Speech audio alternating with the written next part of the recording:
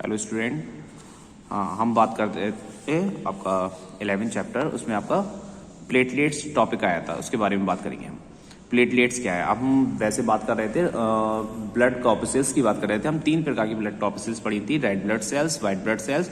अब तीसरा नंबर आया प्लेटलेट्स, ठीक है, इसको थ्रोम्बोसाइट्स भी बोलते हैं। If someone gets is cut and blood starts coming out, what happen after some time. ये एक क्वेश्चन की तरह कह दिया कि अगर किसी का हाथ कट जाए या कोई भी पार्ट कहीं पर भी कट लग जाए और वहां से ब्लीडिंग होने लगे, खून निकले, तो क्या होगा कुछ समय बाद। ये क्वेश्चन पूछा। The bleeding stops and the cut get covered with a dark red clot.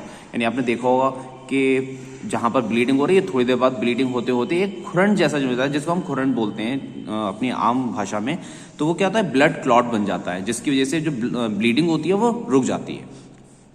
This is due to the presence of type of blood cells called platelets. ये किसकी वजह से होती है? ये होती है एक प्रकार की ब्लड सेल्स की वजह से, जिसको हम बोलते हैं प्लेटलेट्स। ठीक, platelets are smaller than the red blood cells. कैसी होती हैं? Smaller than red. ये दी हुई हैं आपकी, ये रेड ब्लड सेल्स हैं, ये व्हाइट ब्लड सेल्स हैं, एंड ये प्लेटलेट्स हैं। ठीक है, तो सबसे बड़ी इसमें व्हाइट ब्लड सेल्स हैं और सबसे छोटी आपकी क्या है? प्लेटलेट्स।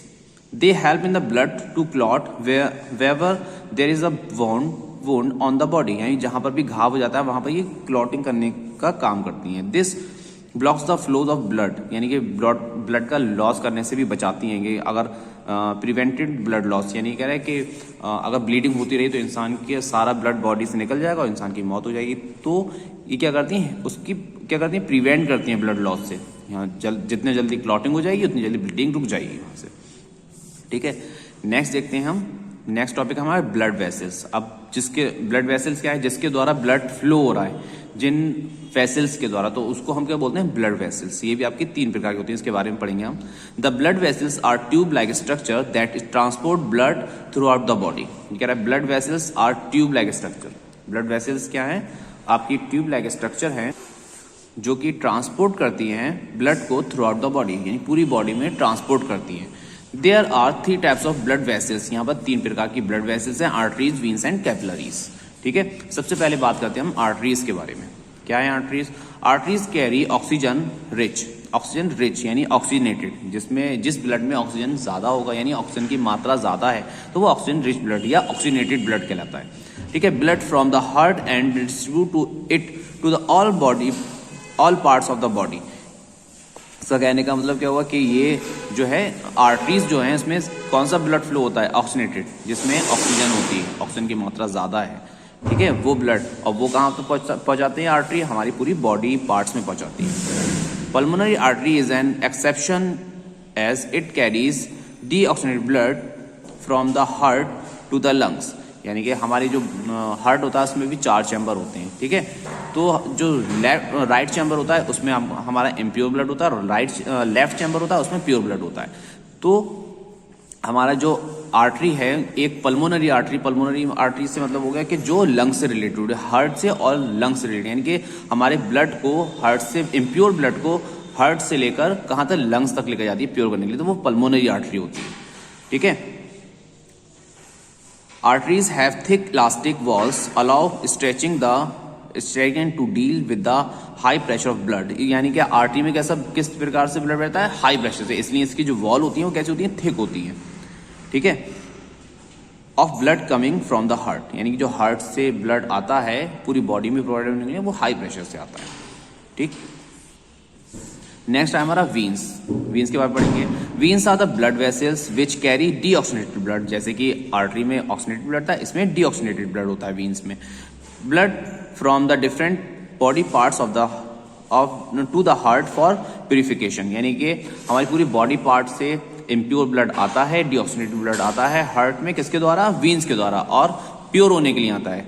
ठीक है, pulmonary veins is the only veins which carry pure blood. अब मैंने आपको बताया था कि पल्मोनरी आर्टरी के बारे में। पल्मोनरी आर्टरी आपकी क्या करती है?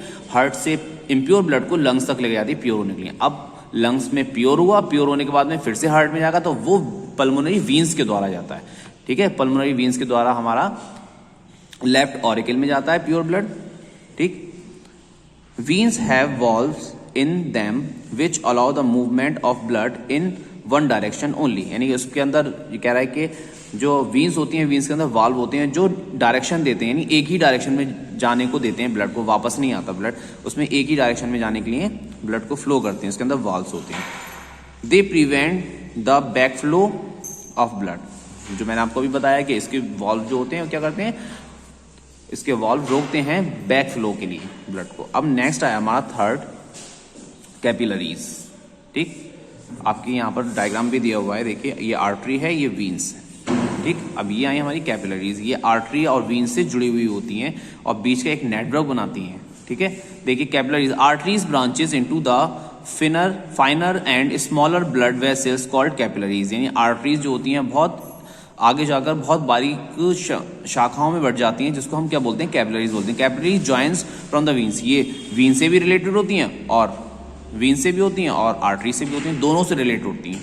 ठीक है, वीन से क्या, जैसे कि आर्टरी है, प्योर ब्लड लेकर आई, वीन से जुड़ी, वीन्स के द्वारा पूरी सेल्स में चला गया और जितना सेल्स का एक्सीडेंट मटेरियल था वो कलेक्ट होकर किसमें आ गया, वीन्स में आ गया। इस तरीके से वर्क करती है। The smallest blood vessels are capillaries. The capillaries wall is so thin that the diffusion of gases and substances happen easily. जिसकी ये इसकी जो सबसे बोल सकते हैं सबसे थिन होती है ये, ठीक है, जिससे कि जितना भी गैसेस सब्सटेंस है, डिफ्यूजन है, वो इसमें आराम से हो जाता है। ठीक है, the exchange of substance between blood and the body cells occur in the capillaries, यानी बॉडी की सेल्स में जो बोल सकते हैं एक्सेप्शन, यानी बोल सकते हैं एक्सचेंज होता है। ठीक है, मटेरियल का जो एक्सचेंज होगा वो किस द्वारा होता है, कैपिलरीज के द्वारा होता है। These are specialized for the exchange of substance with the interstitial fluid, एक फ्लूइड के रूप में इसमें क्या होता है, ट्रांसफर होता है। ठीक है, एक्सचेंज होता है फ्लूइड के रूप में। Interstitial fluid is the fluid that surround the cells, यानी क्या होता है, जो किस कहाँ होता है, सराउंड द सेल। ठीक है, नेक्स्ट पेज पर हम बात करते हैं इसकी।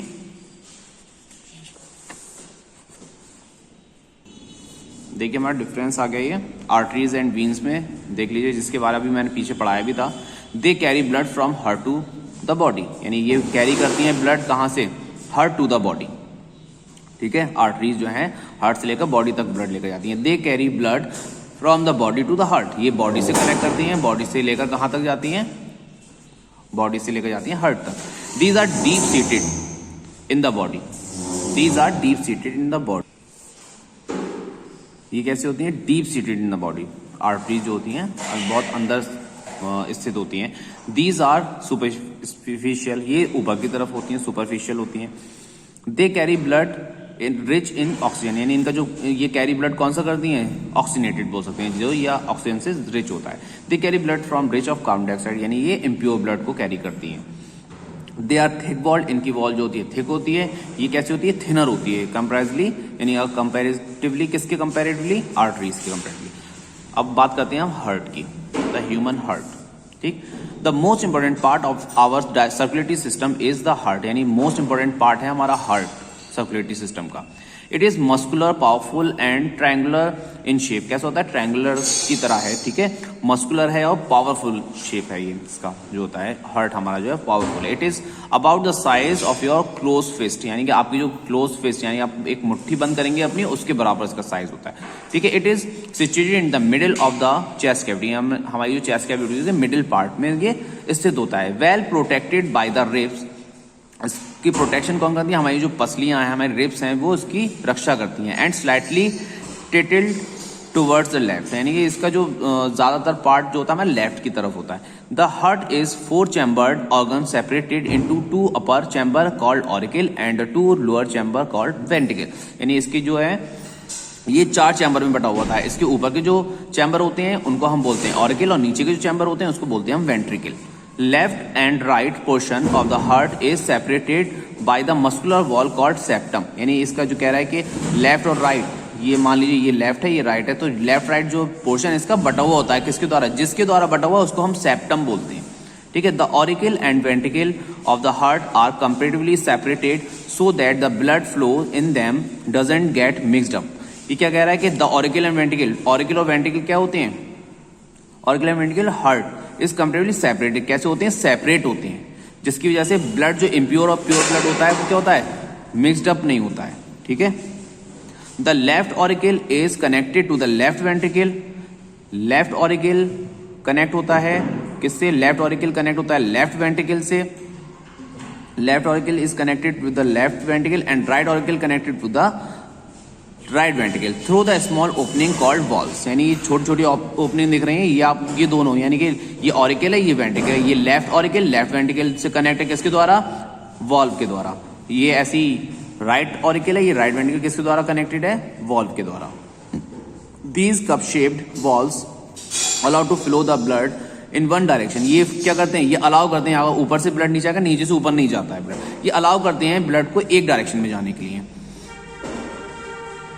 Direction only, that is from auricle to the ventricle and not back to the auricle. यानी कि इसका जो ब्लड है ऑरिकल से वेंट्रिकल में आता है, ये अब दोबारा नहीं जा सकता वहां, ठीक है, ऑरिकल में। ये वाल्व की वजह से, वाल्व नहीं जाने जाते, बैक नहीं जाने देते।